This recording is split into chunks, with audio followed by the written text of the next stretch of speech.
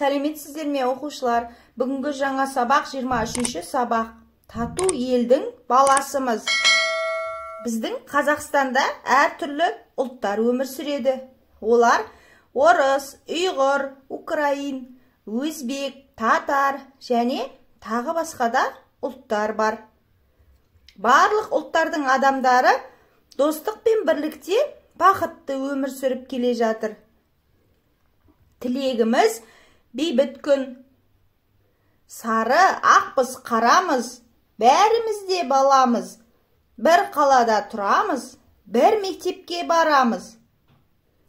Яғни, сары балада бар бізде орыстың баласы, ақ балада бар өзіміздің қазақ баласы, қара балада бар негр баласы. Бәріміз де баламыз. Бәріміз бір қалада тұрамыз. Бәріміз бір мектепке барамыз. Ақ қара деп бөлмейміз. Бір жыл туған төлдейміз.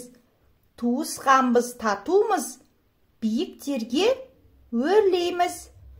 Біз ақ қара деп бөлінбейміз. Біз бір жыл бірге туған төлдер сияқтымыз. Біз туысқанбыз. Біз тату тұрамыз. Және біз биіктерге бірге өрлеп басамыз. Біз балдырған тең басқан, дос құшағын елге ашқан. Тілегіміз бейбіт күн, ашық болсын кең аспан. Біз аяғымызды тең бірдей басқан балдырғанбыз. Біз елге дос құшағын ашамыз. Біздің тілегіміз бейбіт күн. Кең аспанымыз ашық болсын деп тілейміз.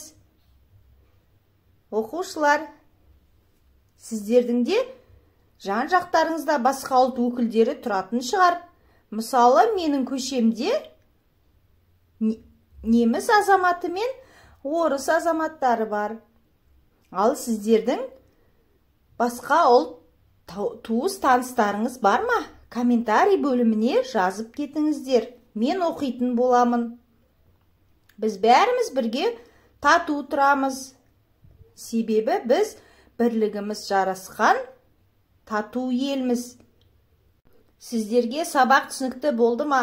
Олай болса, суретті әдебиет каналына тіркеліп, достарымызды шақырайық.